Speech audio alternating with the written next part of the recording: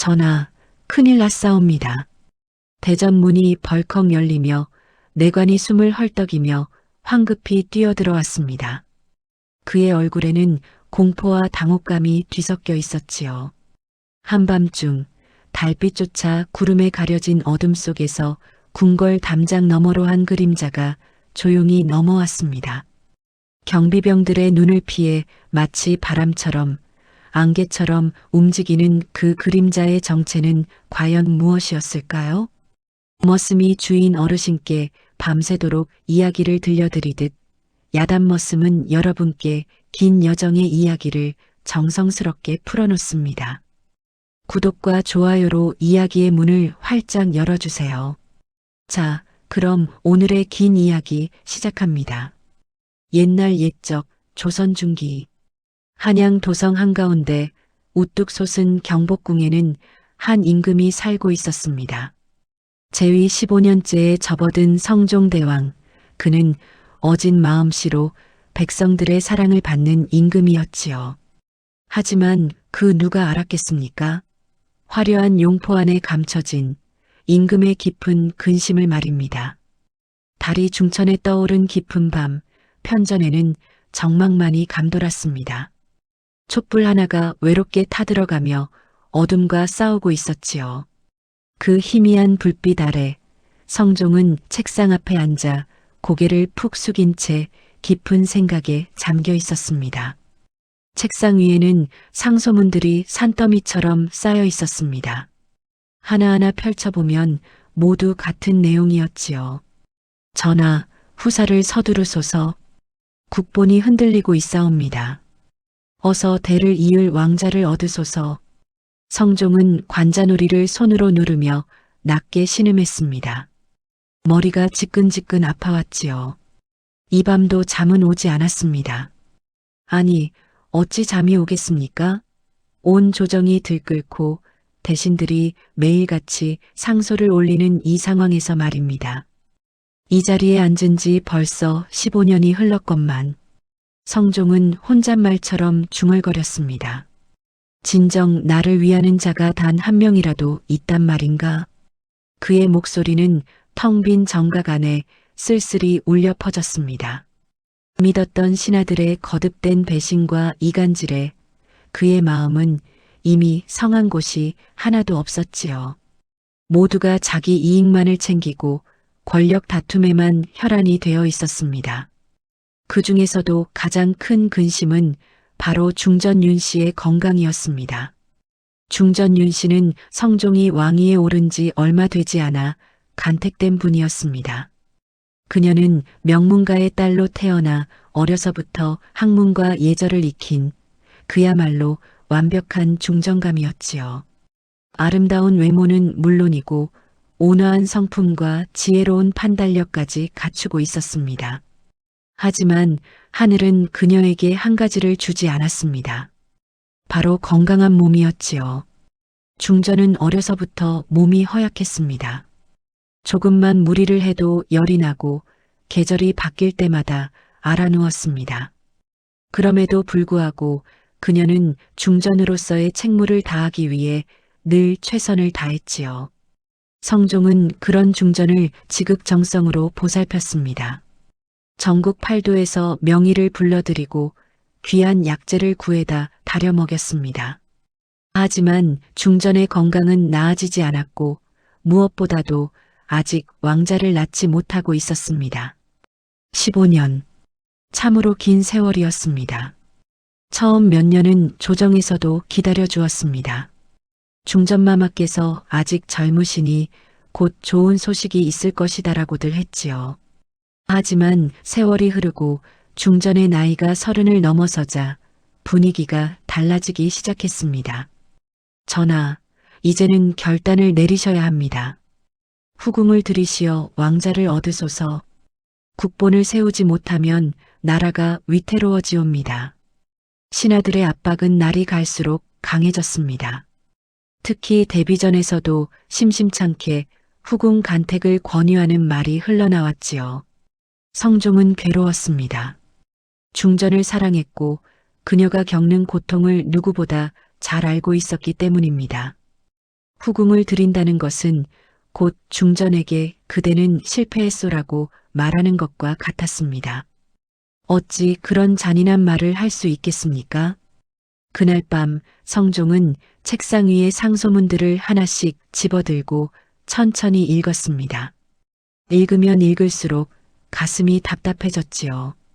모두가 옳은 말을 하고 있었습니다. 왕으로서 그는 나라의 미래를 생각해야 했습니다. 개인의 감정보다 국가의 안위가 우선이었지요.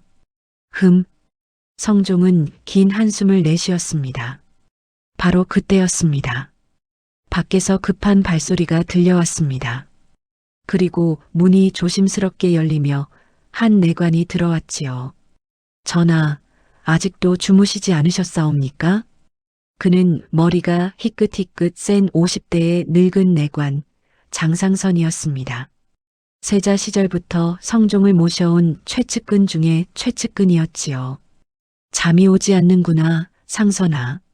전하의 탕을 가지고 왔사옵니다. 옥체만 강하셔야 하옵니다.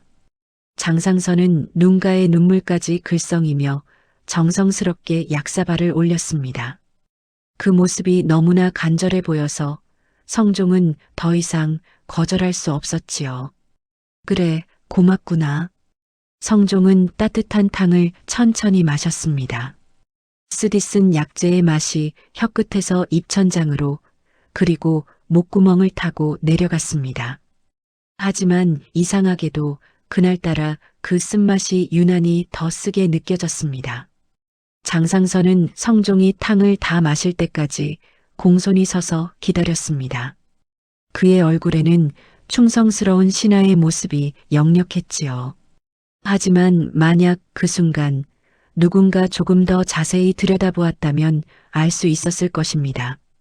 장상선의 손끝이 아주 미세하게 떨리고 있다는 것을 말입니다.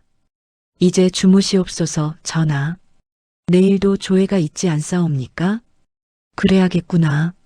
물러가거라. 예, 전하. 편히 주무소서. 장상선이 나간 후 성종은 침전으로 향했습니다. 하지만 침상에 누워서도 잠은 쉽게 오지 않았지요. 온갖 생각들이 머릿속을 어지럽게 맴돌았습니다.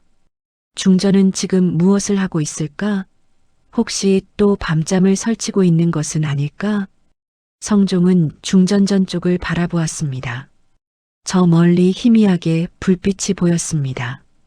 역시 중전도 잠을 이루지 못하고 있는 모양이었지요. 그 무렵 궁궐에서 멀리 떨어진 동대문 밖 판자촌에는 한 맹인이 살고 있었습니다. 사람들은 그를 구선생이라 불렀지요. 구선생의 오막살이는 판자촌 한 구석, 그것도 가장 외진 곳에 자리 잡고 있었습니다. 낡은 초가지붕은 여기저기 구멍이 뚫려 있어서 비가 오면 빗물이 그대로 새어 들어왔지요.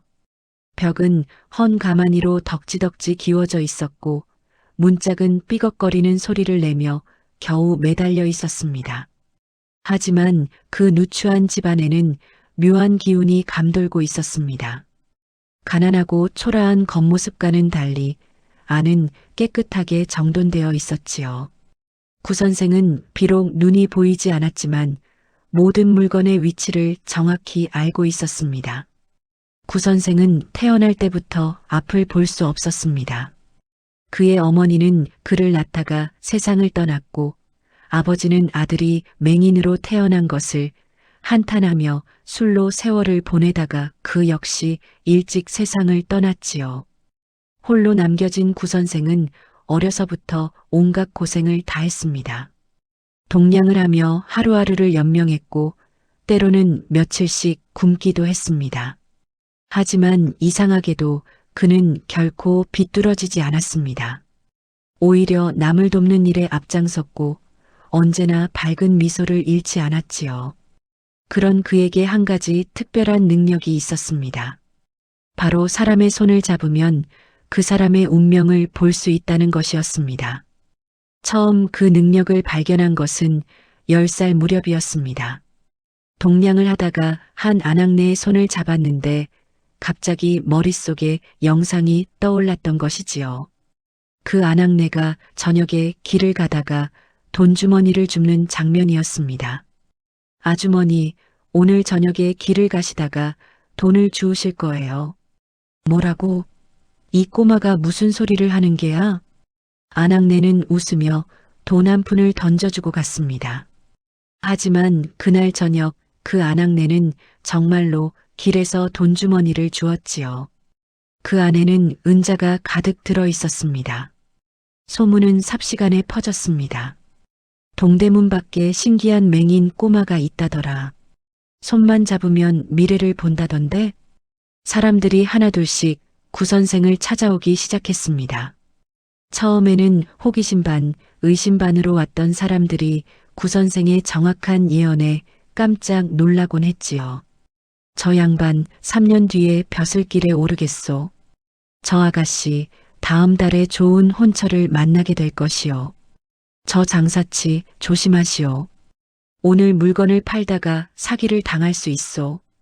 구선생의 예언은 신기하게도 항상 들어맞았습니다. 하지만 그는 돈을 많이 받지 않았습니다. 가난한 사람에게는 공짜로 점을 봐주었고 부자들에게만 조금 받았지요. 세월이 흘러 구선생은 어느덧 60을 넘긴 노인이 되었습니다. 하지만 그의 능력은 더욱 정교해졌고 명성은 한양도성 전체로 퍼져나갔습니다. 그날도 구선생은 오막살이 앞에 멍석을 깔고 앉아 있었습니다. 초여름의 따뜻한 햇살이 그의 얼굴을 비추고 있었지요. 비록 눈으로 볼 수는 없었지만 구선생은 햇살의 따스함을 온몸으로 느낄 수 있었습니다. 구선생님, 계시오?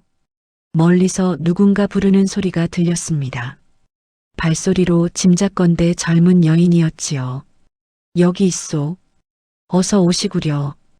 여인이 다가와 구선생 앞에 앉았습니다. 구선생은 고개를 숙이며 공손히 물었습니다. 무엇을 알고 싶으신지요? 저의 남편이 말입니다. 요즘 들어 행동이 이상합니다. 늦게 들어오고 술 냄새를 풍기고 혹시 다른 여자라도 있는 건 아닌지. 여인의 목소리는 떨리고 있었습니다. 구선생은 천천히 손을 내밀었지요. 손을 내밀어 보시구려. 여인이 조심스럽게 손을 내밀자 구선생은 그 손을 부드럽게 잡았습니다. 그리고 잠시 후 고개를 끄덕였지요. 걱정하지 마시구려. 부군께서는 부인을 배신한 것이 아니오. 다만 사업이 어려워져서 고민이 많으신 게요. 부인에게 걱정을 끼치고 싶지 않아서 혼자 끙끙 앓고 계신 게 느껴지는구려. 정말이옵니까? 그렇소. 한 달 후면 좋은 소식이 있을 것이요. 부군의 사업이 잘 풀릴 것이니 조금만 더 참고 기다리시구려. 여인은 안도의 한숨을 내쉬며 눈물을 흘렸습니다. 감사합니다, 선생님. 정말 감사합니다. 여인이 돈 몇 푼을 놓고 가려 하자 구선생은 손사래를 쳤습니다. 아니요. 그 돈은 가져가시구려. 부인의 형편이 좋지 않다는 것이 손에서 느껴지는구려. 하지만 괜찮소? 그냥 가시구려. 여인은 감사 인사를 연거푸하고 돌아갔습니다. 구선생은 혼자 남아 다시 햇살을 쬐며 앉아 있었지요. 하지만 그날 오후 이상한 일이 벌어졌습니다. 구선생님 계십니까? 낯선 목소리가 들렸습니다. 남자였는데 목소리가 부드러웠지만 어딘지 모르게 차가운 느낌이 있었지요. 여기 있소. 누구시오? 중전마마의 심부름으로 왔습니다. 중전마마라고? 구선생은 깜짝 놀랐습니다. 중전마마라니 그것은 곧 궁궐을 뜻하는 것이 아닙니까? 마마께서 선생님을 뵙고 싶어 하십니다. 함께 가시지요. 하지만 저는 천한 맹인일 뿐이옵니다. 어찌 감히 마마를 뵐 수 있겠사옵니까? 마마의 명이십니다. 따라오시지요. 남자의 목소리는 단호했습니다. 거절할 수 없는 분위기였지요. 구선생은 어쩔 수 없이 일어섰습니다. 남자가 구 선생의 팔을 잡고 어디론가 데려갔습니다. 한참을 걸어가다가 가마에 올라탔지요. 가마 안은 좁고 답답했습니다. 구 선생은 숨을 고르며 앉아 있었습니다. 가마가 흔들리는 것으로 보아 꽤 먼 거리를 가고 있는 것 같았지요. 대체 왜 중전마마께서 나 같은 천민을 부르시는 것일까? 구 선생의 마음은 불안으로 가득 찼습니다. 하지만 동시에 호기심도 생겼지요. 과연 궁궐은 어떤 곳일까? 중전마마는 어떤 분일까? 한참을 가다가 가마가 멈췄습니다. 내리시지요. 구 선생은 가마에서 내렸습니다. 그리고 다시 누군가의 손에 이끌려 걷기 시작했지요. 여러 번 방향을 바꾸고 계단을 올라가기도 하고 내려가기도 했습니다. 마침내 어느 방에 도착했습니다. 여기서 잠시 기다리시지요. 구 선생은 조심스럽게 방 안으로 들어가 앉았습니다. 방 안은 조용했습니다. 하지만 구 선생의 예민한 감각은 뭔가 이상한 기운을 느꼈지요. 이곳은 분명 궁궐이 맞구나. 하지만 이 기운은 잠시 후 문이 열리는 소리가 들렸습니다. 그리고 여인의 목소리가 들렸지요. 선생, 이리 앉으시오. 목소리는 기품이 있었지만 동시에 힘이 없었습니다. 마치 오랫동안 알아온 사람의 목소리 같았지요. 소인 구 선생, 마마를 뵙겠사옵니다. 구 선생은 바닥에 엎드려 절을 올렸습니다. 일어나시오. 경례는 그만하고 저의 운명을 봐주시오. 명을 받들겠사옵니다. 구 선생이 일어나자 중전이 조용히 손을 내밀었습니다. 구 선생은 조심스럽게 그 손을 잡았지요. 그 순간이었습니다. 구 선생의 얼굴이 순식간에 창백해졌습니다. 손을 잡는 순간 엄청난 기운이 밀려들어왔던 것입니다. 그것은 지금까지 느껴본 적 없는 강렬한 기운이었지요. 고귀함, 슬픔, 고통, 그리고 죽음. 이것이 어찌된 일이오? 구 선생의 목소리가 떨렸습니다. 그의 손도 부들부들 떨리기 시작했지요. 왜 그러시오? 무슨 일이오? 중전이 불안한 목소리로 물었습니다. 구 선생은 한참을 말없이 중전의 손을 잡고 있었습니다. 그러다가 천천히 입을 열었지요. 마마. 예, 말씀하시오. 마마께서는 지극히 귀한 분이시나 운명의 끝이 보이지 않사옵니다. 마치 안개에 가려진 듯. 그게 무슨 뜻이오? 구 선생은 깊은 한숨을 내쉬었습니다. 한 달 안에 큰 병고가 일어날 것이옵니다. 그리고 구 선생은 말을 잇지 못했습니다. 너무나 충격적인 미래가 보였기 때문이지요. 그리고 무엇이오? 어서 말해보시오. 중전의 목소리에 다급함이 묻어났습니다. 마마의 생명이 매우 위태로웁니다. 순간 방 안의 공기가 얼어붙었습니다. 중전은 그 말을 듣고 창백해졌습니다. 병약한 자신의 몸 상태를 누구보다 잘 알고 있었기 때문이지요. 최근 들어 건강이 더욱 나빠지고 있었고 의원들도 걱정하는 눈치였습니다. 내가 죽는다는 말이오? 중전의 목소리는 떨리고 있었습니다. 구 선생은 고개를 끄덕였습니다. 막을 방법은 없소? 한 가지 방법이 있기는 하옵니다. 중전의 눈에 희망이 번쩍였습니다. 어서 말해보시오. 마마의 곁에 마마를 해하려는 자가 있사옵니다. 무엇이라고? 그 자를 찾아내어 제거해야 마마의 운명이 바뀔 것이옵니다. 중전은 믿을 수 없다는 표정을 지었습니다. 내 곁에 나를 해하려는 자가 있다고? 그럴 리가 없소. 내 주변 사람들은 모두 충직한 이들이요. 소인이 느낀 것은 틀림없사옵니다. 매우 강한 악의가 마마를 둘러싸고 있사옵니다. 구 선생의 목소리는 확신에 차 있었습니다. 중전은 한참을 말없이 앉아 있었습니다. 믿기 어려운 이야기였지만 구 선생의 진지한 태도가 거짓말을 하는 것 같지 않았지요. 그자가 누구인지 아시오? 소인은 얼굴을 볼 수 없사옵니다. 다만 그자의 손을 만져보면 알 수 있을 것이옵니다. 그렇다면 중전이 무언가 말하려는 순간 문 밖에서 소리가 들렸습니다. 마마, 어이가 탕을 가지고 왔사옵니다. 아, 그래. 잠깐만 기다려라. 중전은 구선생에게 작은 목소리로 말했습니다. 선생, 이 일은 아무에게도 말하지 마시오. 절대로. 명심하겠사옵니다, 마마. 오늘 일은 비밀로 하겠소. 선생을 데려온 상궁도 입단속을 시켜두었소. 걱정 마시오. 상궁이 구선생을 다시 가마에 태워 궁 밖으로 데려갔습니다. 오는 것과 마찬가지로 여러 번 방향을 바꾸며 갔기에 구선생은 자신이 어디를 거쳐왔는지 전혀 알 수 없었지요. 동대문 밖 판자촌에 내려진 구선생은 한참을 그 자리에 서 있었습니다. 방금 무슨 일을 겪은 것인가? 정말 궁궐에 다녀온 것이 맞는가? 모든 것이 꿈만 같았습니다.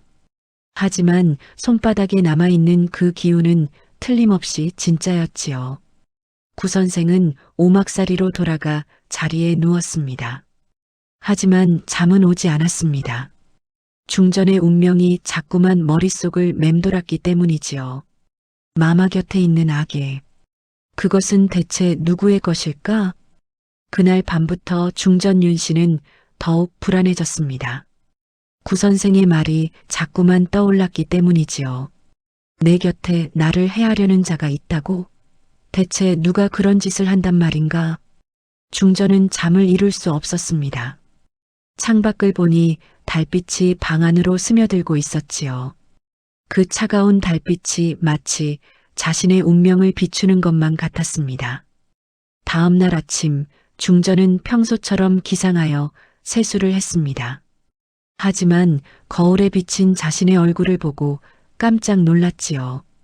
안색이 창백하고 눈 밑에는 다크서클이 짙게 깔려 있었습니다. 마마, 안색이 좋지 않으시옵니다. 어디 편찮으신 곳이라도? 상궁이 걱정스러운 얼굴로 물었습니다. 아니다. 그저 잠을 설쳤을 뿐이니라. 그래도 어이를 불러 진맥을 받으시는 것이 괜찮다고 했다. 중전의 목소리가 갑자기 높아졌습니다. 상궁은 깜짝 놀라 물러섰지요. 평소에는 온화하고 다정했던 중전이 이렇게 화를 내는 것은 처음이었습니다. 죄송하옵니다, 마마. 아니다. 내가 너무했구나. 미안하다. 중전은 자신의 감정을 추스르며 상궁에게 사과했습니다. 그날 하루 중전은 자신의 주변 사람들을 유심히 관찰했습니다. 아침에 문안을 드리러 온 상궁들, 약을 다려오는 나인들, 시중을 드는 궁녀들, 모두가 평소와 다름없이 정성스럽게 자신을 모시고 있었습니다. 정말 이 사람들 중에 나를 해하려는 자가 있다는 말인가? 중전은 도저히 믿을 수가 없었습니다. 이들은 모두 오랜 세월 자신을 모셔온 사람들이었기 때문이지요. 점심때가 되어 수라가 들어왔습니다. 평소처럼 여러 가지 음식이 차려졌지요. 하지만 중전은 수저를 들 수가 없었습니다. 혹시 이 음식에 무언가 탄 것은 아닐까? 의심이 들기 시작하자 모든 것이 의심스러워 보였습니다. 중전은 결국 수저를 내려놓았지요. 마마, 수라를 드셔야 하옵니다. 요즘 드시는 것이 너무 없으시옵니다. 입맛이 없구나. 물러가거라. 상궁들은 걱정스러운 표정으로 물러갔습니다. 오후가 되자 성종이 문안을 오셨습니다. 중전, 몸은 좀 어떠하오? 전하. 중전은 성종을 보자 눈물이 핑 돌았습니다. 하지만 차마 구선생의 이야기를 꺼낼 수는 없었지요. 성종이 알면 어떻게 생각하실까? 혹시 자신을 이상하게 여기지는 않을까? 왜 우시오? 어디 아프시오? 아니옵니다, 전하.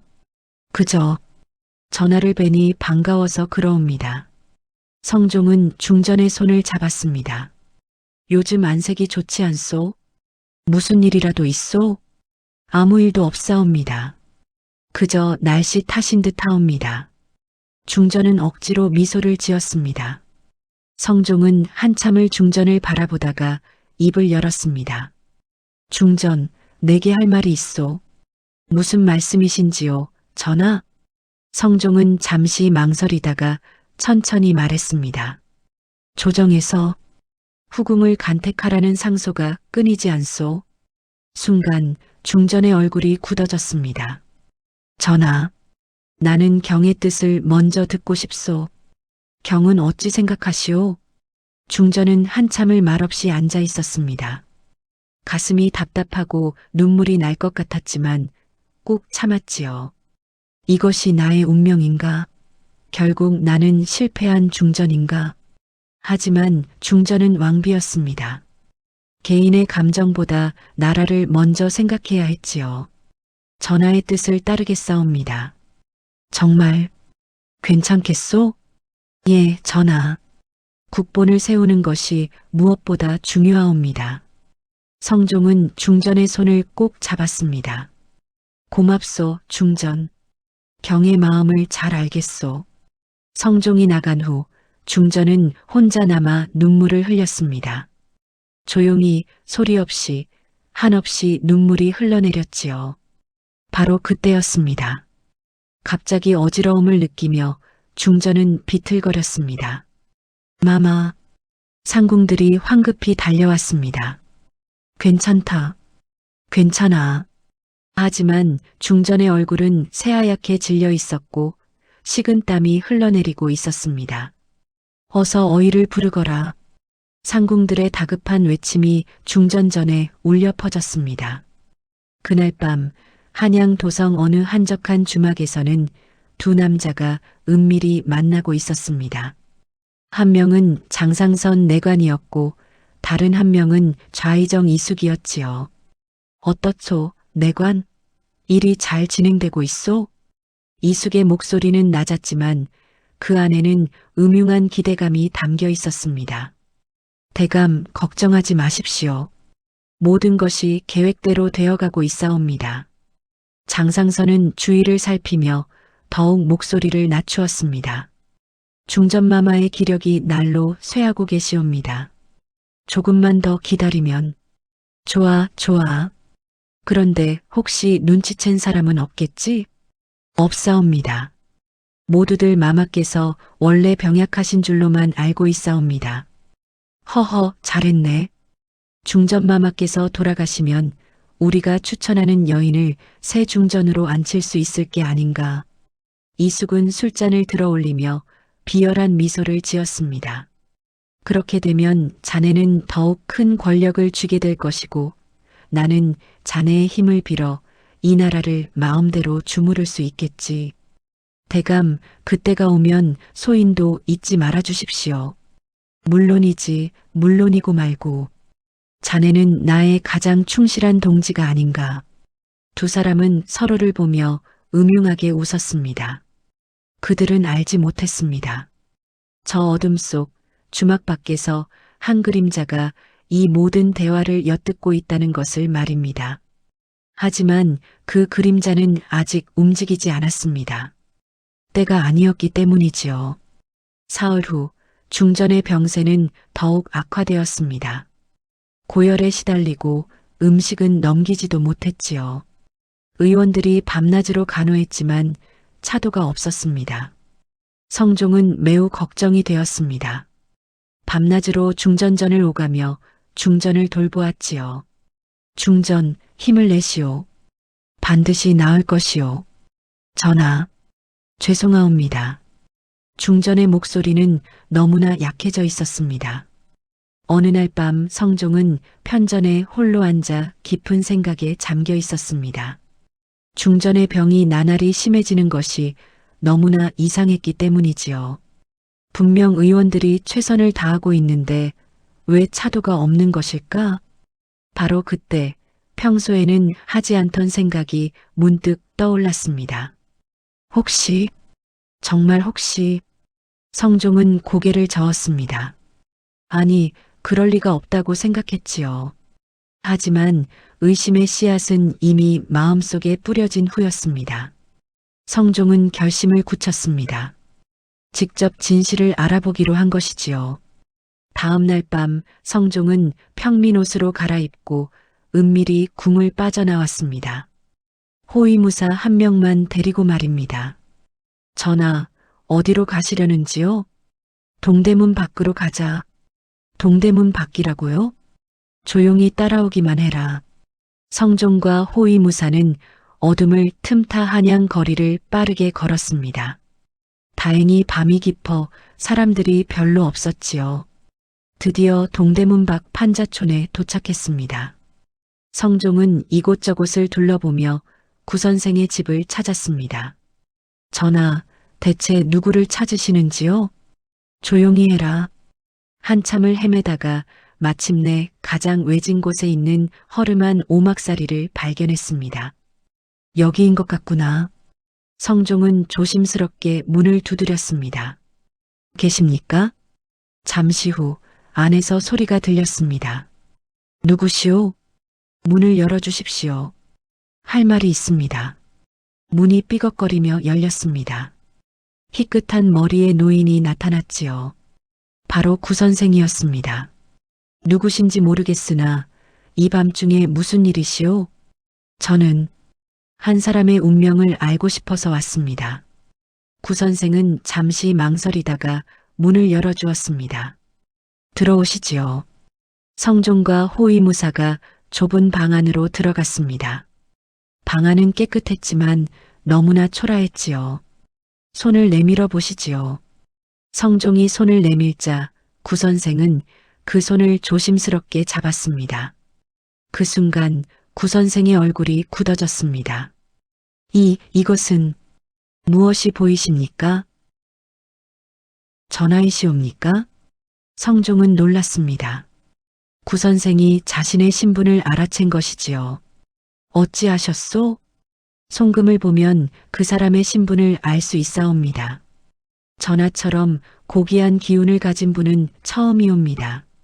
성종은 고개를 끄덕였습니다. 그렇소. 나는 이 나라의 임금이요. 내가 직접 경을 찾아온 것은 다름이 아니라 중전마마 때문이시지요? 어찌하셨소? 며칠 전 마마를 배웠사옵니다. 성종은 그제야 모든 것을 이해했습니다. 중전이 은밀히 구선생을 불렀던 것이지요. 선생, 중전의 운명을 보았다 들었소. 과연 무엇을 보았는지 숨김없이 말해보시오.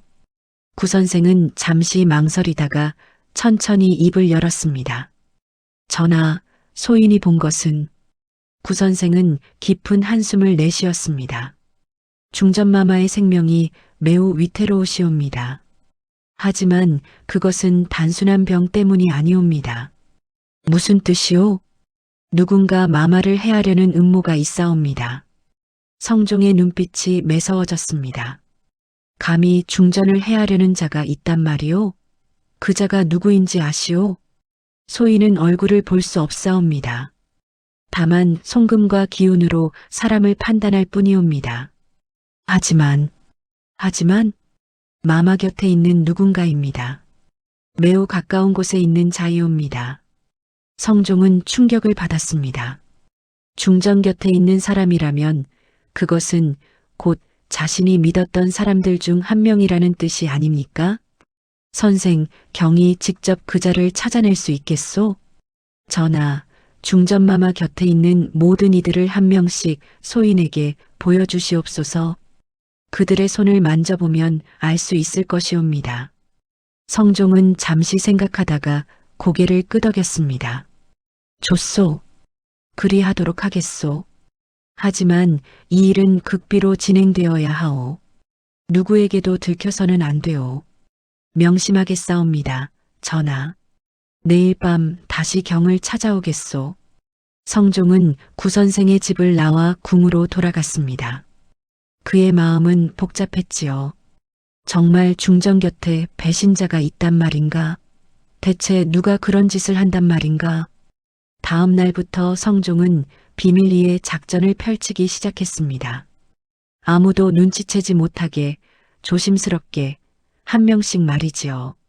먼저 성종은 가장 믿었던 호위무사 박영달을 불러들였습니다. 영달아. 예, 전하. 경에게 특별한 임무를 맡기겠다. 아무에게도 말해서는 안 되느니라. 명을 받들겠사옵니다.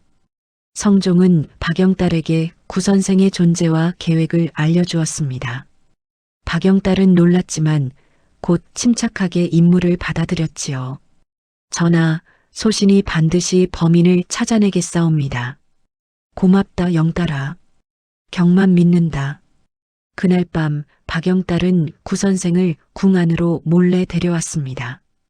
깊은 밤 아무도 없는 시간에 말이지요. 선생님, 이리 오시지요. 박영달은 구선생을 어느 조용한 방으로 안내했습니다.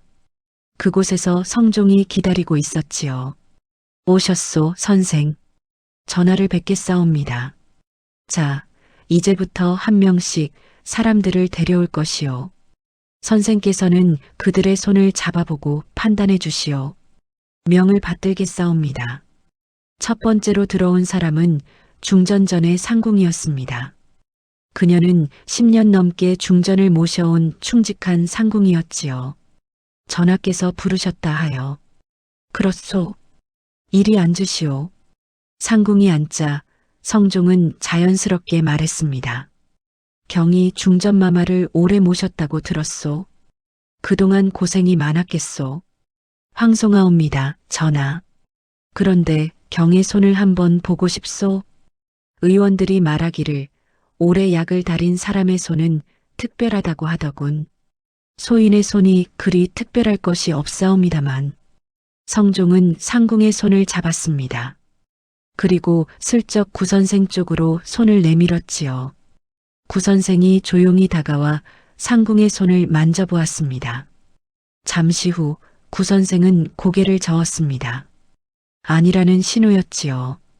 그래, 고맙소. 물러가도 좋소. 예, 전하. 상궁이 나간 후 성종은 구선생에게 물었습니다. 어떠하오? 그분은 아니옵니다. 순수한 충성심만 느껴지옵니다. 그렇소. 이런 식으로 며칠에 걸쳐 중전전의 사람들을 하나씩 조사했습니다. 나인들, 궁녀들, 심지어 중전에 약을 짓는 의원까지 말이지요. 하지만 이상했습니다. 며칠이 지나도 구선생은 계속 고개를 저었던 것입니다. 전하, 지금까지 만난 이들 중에는 그런 악의를 가진 자가 없사옵니다. 성종은 답답해졌습니다. 그렇다면 대체 누구란 말이오? 중전전의 모든 사람을 다 조사했는데 바로 그때 성종은 문득 한 사람이 떠올랐습니다. 그렇다. 한 사람을 빠뜨렸구나. 그 사람은 다름 아닌 장상선 내관이었습니다. 장상선은 성종이 세자 시절부터 모셔온 최측근 중에 최측근이었습니다. 성종은 그를 형제처럼 여겼고 가장 믿었던 사람이었지요. 하지만 생각해보니 이상한 점이 있었습니다. 장상선은 매일 밤 성종에게 탕을 올렸는데 중전에게도 자주 약을 가져다 주곤 했던 것입니다. 설마 장상선이? 성종은 고개를 저었습니다. 믿고 싶지 않았지요. 하지만 확인은 해봐야 했습니다. 영달아. 예, 전하. 내일 저녁 장내관을 이곳으로 데려오너라. 다만 그가 눈치채지 못하게 자연스럽게 말이다. 명을 받들겠사옵니다. 다음 날 저녁 박영달은 장상선에게 말했습니다. 장내관, 전하께서 부르십니다. 무슨 일인가? 잘 모르겠습니다. 다만 급히 오라 하셨습니다. 장상선은 이상한 예감이 들었지만 황급히 따라갔습니다. 방에 들어서자 성종이 앉아 있었습니다. 전하, 부르셨사옵니까? 오, 상선이로구나. 이리 앉거라. 무슨 일이신지요? 별일 아니다. 그저 경과 이야기를 나누고 싶었을 뿐이다. 성종은 자연스럽게 장상선의 손을 잡았습니다. 경도 나이가 들었구나. 언제 이렇게 늙었는가? 황송하옵니다, 전하.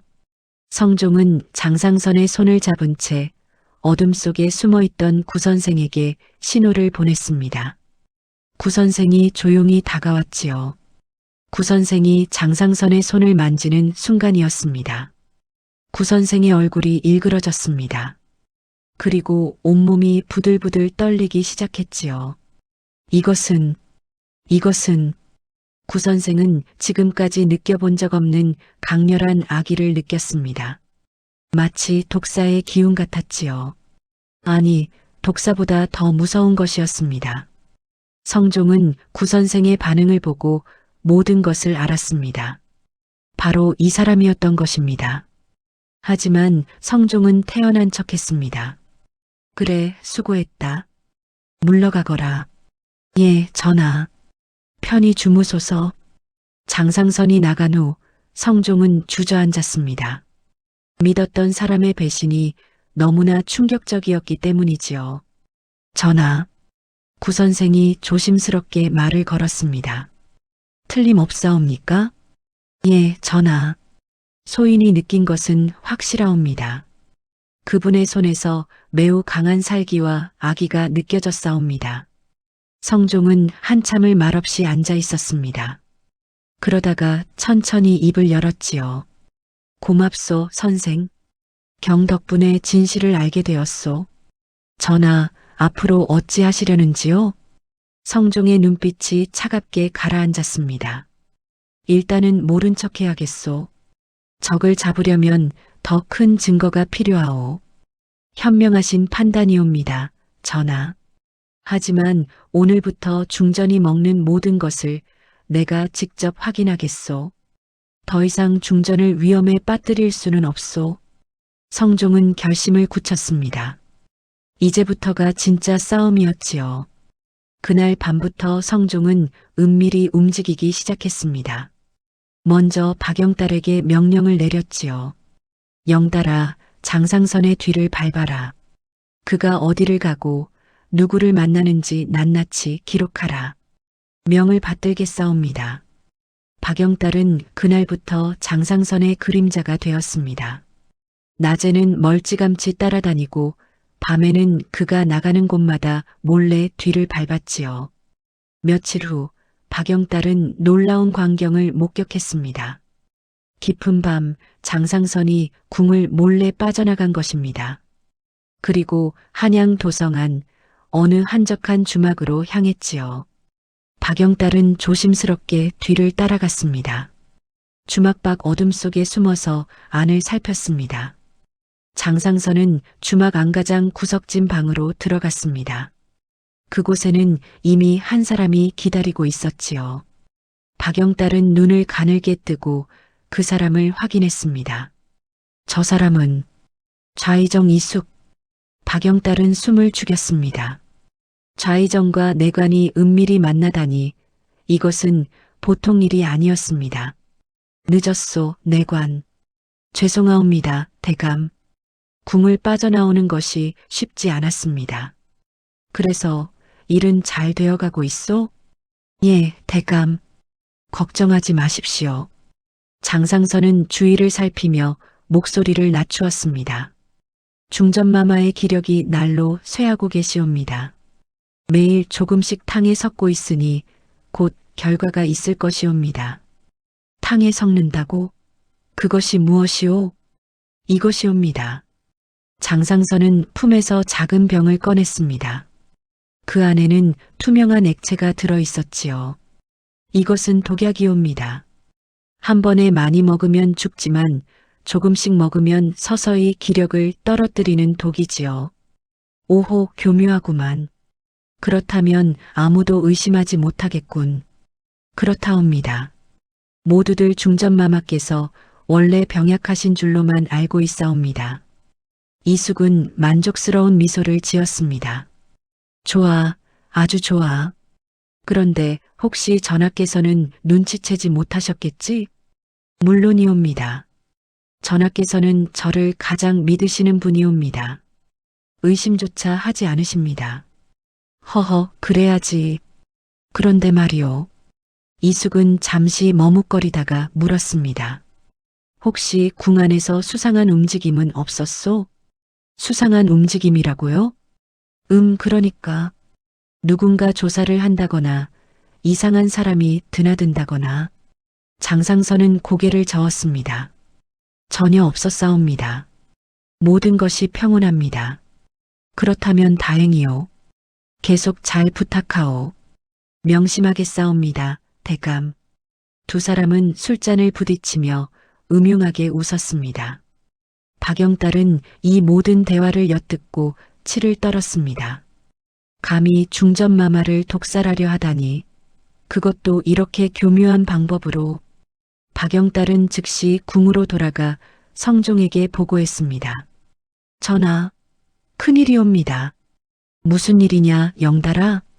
박영달은 자신이 목격한 모든 것을 상세히 보고했습니다. 성종은 그 이야기를 듣고 분노로 온몸이 떨렸지요. 그놈들이 감히. 성종은 주먹을 불끈 쥐었습니다. 손톱이 손바닥에 파고들어 피가 날 정도였지요.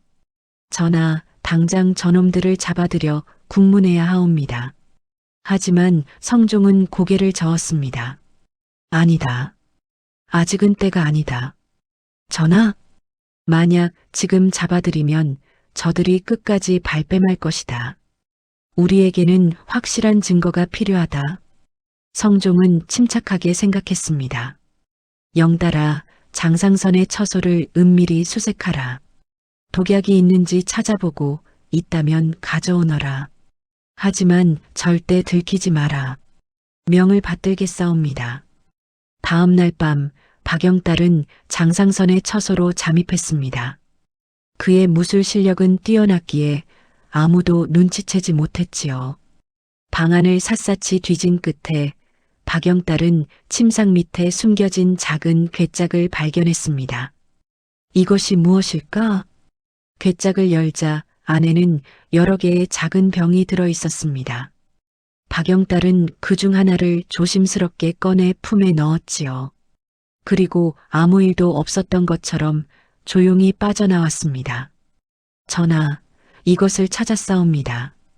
박영달이 병을 건네자 성종은 그것을 조심스럽게 들여다보았습니다.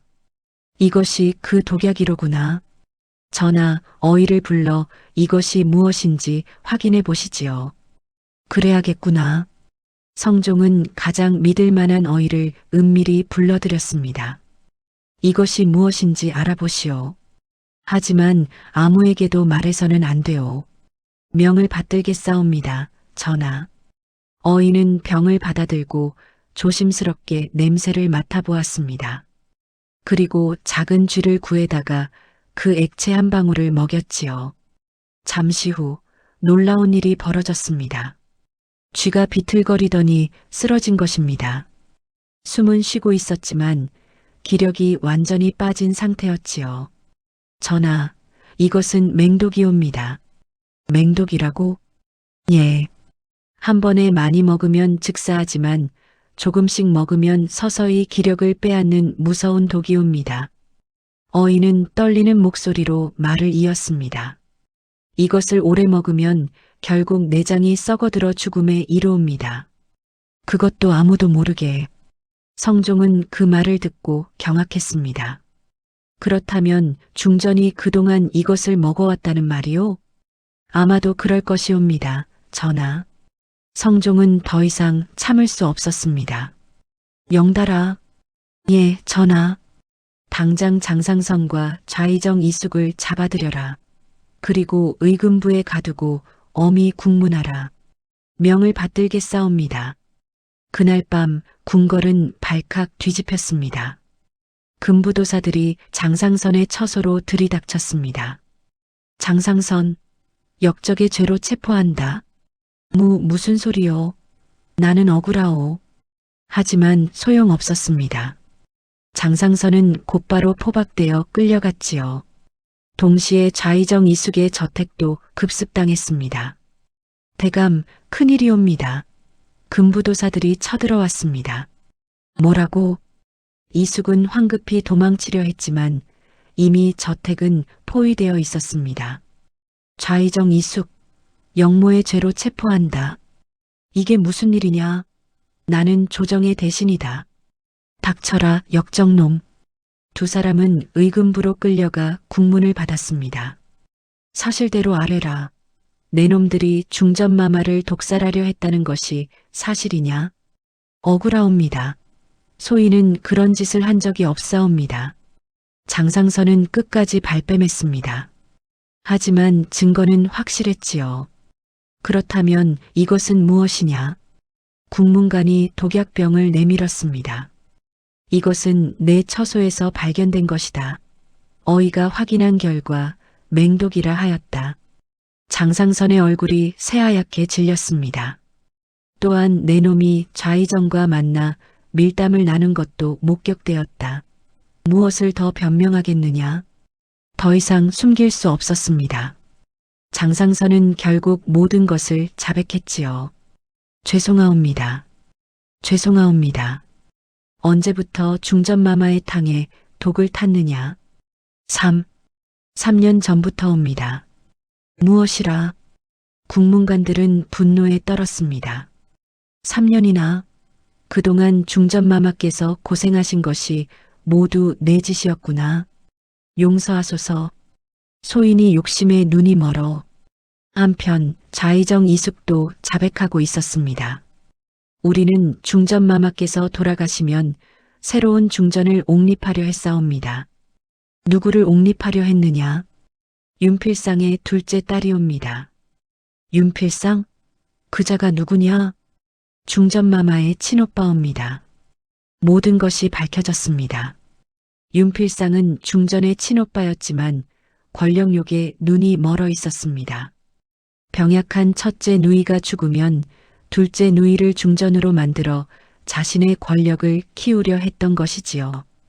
그를 위해 좌의정 이숙과 손을 잡았고 장상선을 매수하여 중전을 독살하려 했던 것입니다. 성종은 이 모든 보고를 받고 분노로 떨었습니다. 친누이를 죽이려 하다니. 성종은 즉시 윤필상도 체포하라고 명령했습니다. 사흘 후 서소문 박형장에는 수많은 백성들이 모여들었습니다. 역적들의 처형을 보기 위해서였지요. 역적 장상선, 이숙, 윤필상을 참수에 처하노라. 형리의 외침이 울려 퍼졌습니다. 세 사람은 형틀에 꿇어앉았습니다.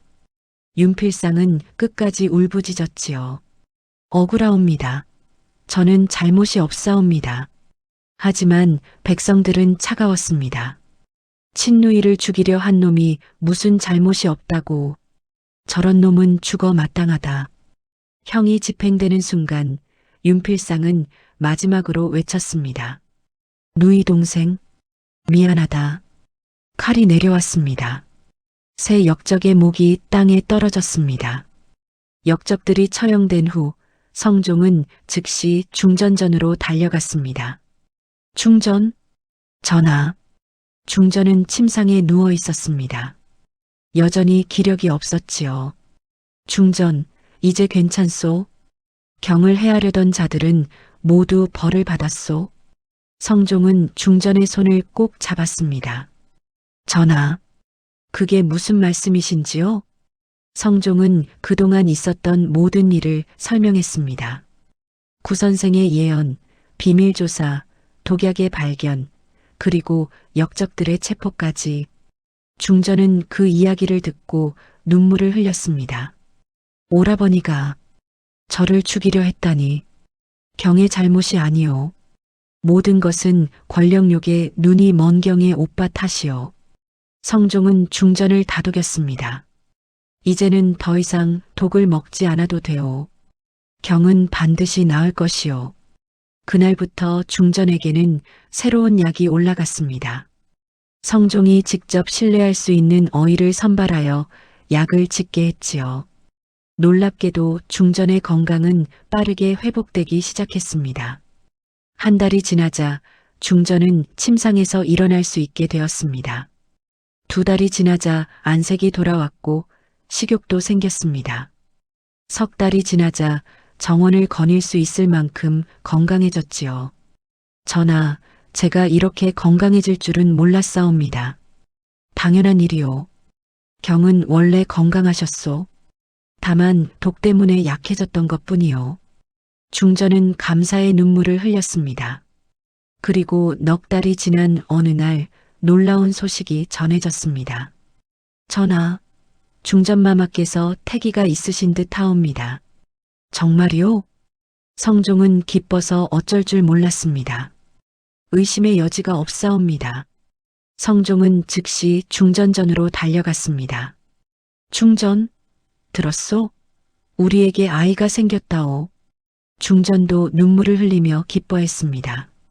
전하, 정말이옵니까? 그렇소.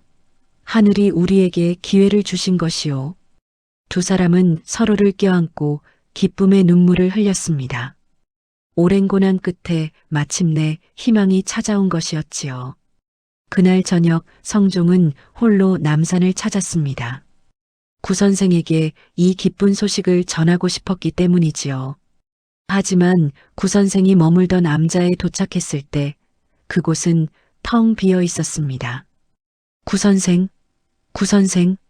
아무리 불러도 대답이 없었습니다. 성종은 암자 안으로 들어갔습니다. 깨끗이 정돈된 방과 한 장의 편지만이 남아 있었지요. 성종은 편지를 펼쳐 읽었습니다. 전하, 소인은 이미 떠났사옵니다. 전하께 인사도 드리지 못하고 떠나게 되어 죄송하옵니다. 소인은 앞으로 더 깊은 산속으로 들어가 수도하려 합니다. 다시는 세상과 인연을 맺지 않을 것이옵니다. 전하께서 바라시던 일이 이루어진 것을 소인도 알고 있사옵니다. 마음속으로 축하드리옵니다. 하지만 전하, 한 가지만 명심하소서. 사람의 운명은 하늘이 정하는 것이 아니라 그 사람의 선택으로 만들어지는 것이옵니다. 앞으로 태어날 왕자도 마찬가지이옵니다. 좋은 환경과 올바른 교육을 주신다면 훌륭한 임금이 될 것이옵니다. 소인이 본 미래는 하나의 가능성일 뿐입니다. 전하께서 어떤 선택을 하시느냐에 따라 미래는 언제든 바뀔 수 있사옵니다. 전하, 부디 강령하소서. 소인은 전하와 중전마마 그리고 태어날 왕자를 위해 기도하겠사옵니다. 마이너스 구선생 올림. 성종은 편지를 읽고 한참을 그 자리에 서 있었습니다. 구선생의 마지막 당부가 가슴 깊이 새겨졌지요. 그렇구나. 운명은 정해진 것이 아니라 만들어가는 것이로구나. 성종은 편지를 소중히 품에 넣고 궁으로 돌아왔습니다. 10달이 지나고 마침내 왕자가 태어났습니다. 응애, 응애. 왕자의 힘찬 울음소리가 궁궐 안을 가득 채웠습니다. 전하, 옥동자이옵니다. 정말 건강한가? 예, 전하. 매우 건강하옵니다. 성종은 감격에 겨워 눈물을 흘렸습니다. 고맙소, 중전. 경이 이 아이를 낳아주어 정말 고맙소. 중전도 미소를 지으며 아기를 바라보았습니다. 전하, 이 아이에게 무슨 이름을 지어주시겠사옵니까? 성종은 잠시 생각했습니다. 그리고 구선생의 마지막 편지를 떠올렸지요. 흥이라 하겠소. 일어날 흥자를 써서 나라를 흥하게 할 아이가 되길 바라오. 좋은 이름이옵니다, 전하. 훗날 이 왕자는 자라서 연산군이 되었습니다. 역사는 연산군을 폭군으로 기록했지만 태어날 때만 해도 모두가 축복했던 왕자였지요. 성종은 평생 구선생의 말을 잊지 않았습니다. 운명은 선택으로 만들어진다. 그는 왕자를 엄격하게 교육했고 올바른 길로 인도하려 애썼습니다. 하지만 세상일이란 사람의 뜻대로만 되는 것은 아니었지요. 왕자가 10살이 되던 해 중전 윤씨가 다시 병에 걸렸습니다. 이번에는 독 때문이 아니라 진짜 병이었습니다. 의관들이 최선을 다했지만 중전의 병은 낫지 않았지요. 성종은 밤낮으로 중전을 간호했습니다. 중전, 힘을 내시오. 우리 아들이 아직 어리지 않소? 전하, 저는 이제 더 이상 버틸 수 없을 것 같사옵니다. 중전의 목소리는 점점 약해져 갔습니다. 그런 말하지 마시오. 경은 반드시 나을 것이오. 하지만 중전은 고개를 저었습니다. 전하, 부탁이 있사옵니다. 무엇이든 말씀하시오. 저 아이를, 흥을, 부디 잘 부탁드리옵니다. 당연하지 않소. 내가 잘 키울 것이오. 그리고, 전하, 중전은 힘겹게 말을 이었습니다. 제가 죽어도 다시 중전을 맞이하소서. 전하께는 후사가 더 필요하옵니다. 중전, 약속하소서 전하. 성종은 눈물을 참으며 고개를 끄덕였습니다. 알았소. 약속하겠소. 그날 밤 중전 윤씨는 조용히 눈을 감았습니다. 42살의 나이로 세상을 떠난 것이었지요. 성종은 중전의 손을 잡고 한참을 울었습니다. 고맙소. 그동안 고생 많았소. 궁궐안은 슬픔에 잠겼습니다. 어린 왕자 흥은 어머니의 죽음을 이해하지 못했습니다.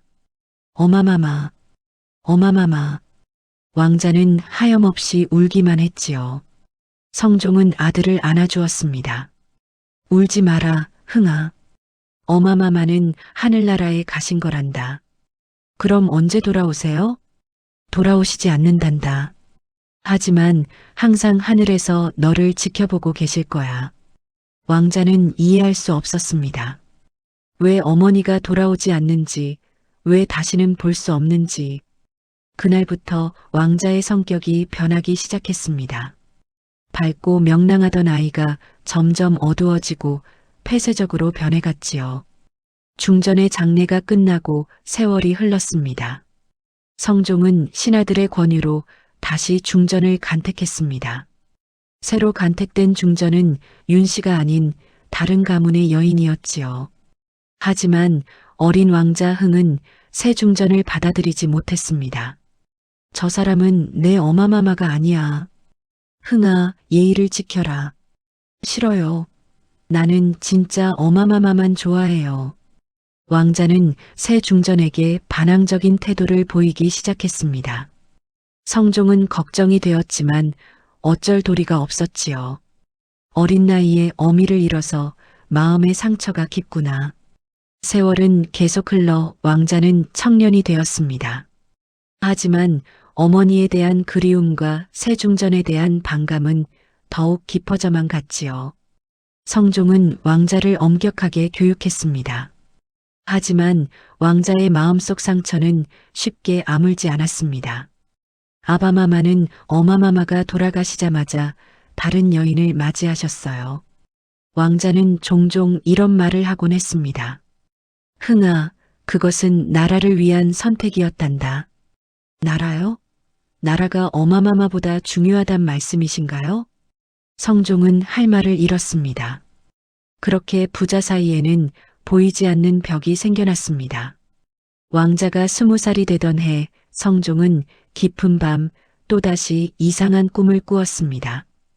꿈속에서 구선생이 나타났던 것입니다. 전하, 구선생, 오랜만이구려. 전하, 소인이 마지막으로 경고를 드리고자 왔사옵니다. 무슨 경고인가? 구선생의 얼굴은 슬픔으로 가득했습니다. 왕자의 마음에 깊은 어둠이 자리 잡고 있사옵니다. 이대로 두면 큰 화를 부를 것이옵니다. 어찌하면 좋겠는가? 사랑이옵니다, 전하. 왕자에게 필요한 것은 엄격한 교육이 아니라 따뜻한 사랑이옵니다. 하지만 나는 너무 늦기 전에 왕자의 마음을 어루만지소서. 그 말을 남기고 구선생은 사라졌습니다. 성종은 꿈에서 깨어났습니다. 식은땀이 흘러내리고 있었지요. 구선생의 말이 맞는가? 내가 왕자에게 너무 엄격했던 것인가? 다음 날 아침 성종은 왕자를 불러들였습니다. 흥아, 앉거라. 예, 아바마마. 왕자는 딱딱한 표정으로 앉았습니다. 성종은 한참을 왕자를 바라보다가 조심스럽게 입을 열었습니다. 흥아, 내가 너에게 너무 엄격했던 것 같구나. 왕자는 놀란 표정을 지었습니다. 평소에 이런 말을 하시던 아버지가 아니었기 때문이지요.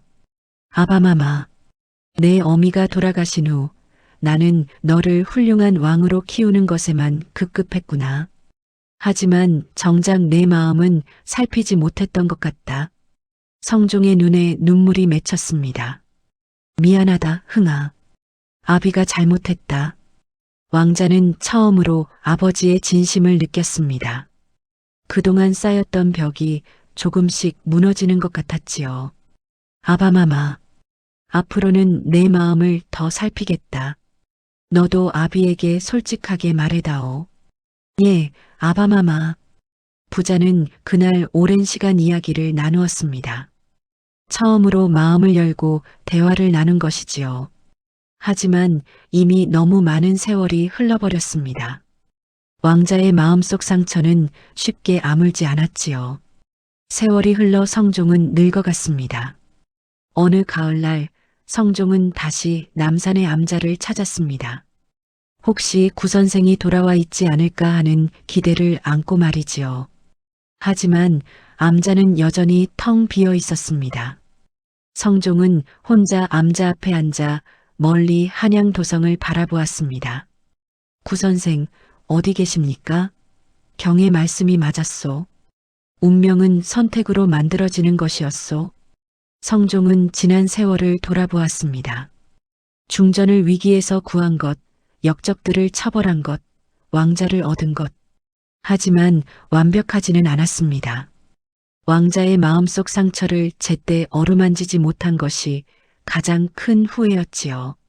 내가 더 일찍 왕자의 마음을 알아주었다면, 더 많은 사랑을 주었다면, 하지만 이미 지나간 일이었습니다.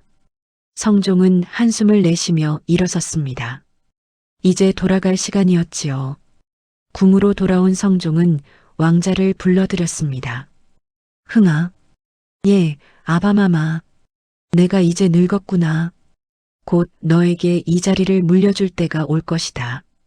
왕자는 고개를 숙였습니다. 아바마마 아직 건강하십니다. 아니다. 내 몸은 내가 안다. 그래서 너에게 당부하고 싶은 것이 있다. 말씀하소서, 아바마마. 성종은 왕자의 손을 잡았습니다. 왕이 되면 백성을 사랑하거라. 권력에 취하지 말고 늘 겸손하거라. 그리고 성종은 잠시 망설이다가 말을 이었습니다. 내 어미를 잊지 마라. 하지만 그 슬픔에 매이지도 마라. 과거는 과거일 뿐이다. 중요한 것은 지금이고 미래란다. 왕자는 눈물을 흘렸습니다. 예, 아바마마. 명심하겠사옵니다. 그로부터 1년 후 성종은 세상을 떠났습니다. 왕자 흥은 왕위에 올라 연산군이 되었지요. 세월이 흘렀습니다. 연산군은 처음에는 훌륭한 왕이었습니다.